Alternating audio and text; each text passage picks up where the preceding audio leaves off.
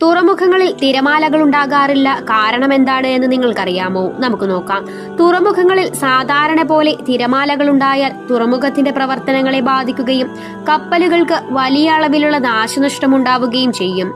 സാധാരണ തുറമുഖങ്ങൾ നിർമ്മിക്കുന്നത് തിരമാലകൾ വളരെ കുറഞ്ഞ ഉൾക്കടൽ പോലെയുള്ള ഭാഗങ്ങളിലാണ്.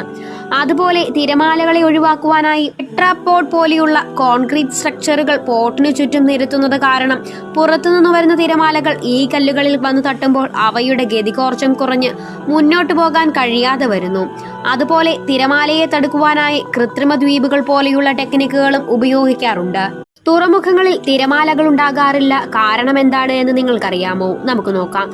തുറമുഖങ്ങളിൽ സാധാരണ പോലെ തിരമാലകൾ ഉണ്ടായാൽ തുറമുഖത്തിന്റെ പ്രവർത്തനങ്ങളെ ബാധിക്കുകയും കപ്പലുകൾക്ക് വലിയ അളവിലുള്ള നാശനഷ്ടം ഉണ്ടാവുകയും ചെയ്യും. സാധാരണ തുറമുഖങ്ങൾ നിർമ്മിക്കുന്നത് തിരമാലകൾ വളരെ കുറഞ്ഞ ഉൾക്കടൽ പോലെയുള്ള ഭാഗങ്ങളിലാണ്. അതുപോലെ തിരമാലകളെ ഒഴിവാക്കുവാനായി ടെട്രാപോഡ് പോലെയുള്ള കോൺക്രീറ്റ് സ്ട്രക്ചറുകൾ പോർട്ടിനു ചുറ്റും നിരത്തുന്നത് കാരണം പുറത്തുനിന്ന് വരുന്ന തിരമാലകൾ ഈ കല്ലുകളിൽ വന്നു തട്ടുമ്പോൾ അവയുടെ ഗതികോർജം കുറഞ്ഞ് മുന്നോട്ടു പോകാൻ കഴിയാതെ വരുന്നു. അതുപോലെ തിരമാലയെ തടുക്കുവാനായി കൃത്രിമ ദ്വീപുകൾ പോലെയുള്ള ടെക്നിക്കുകളും ഉപയോഗിക്കാറുണ്ട്.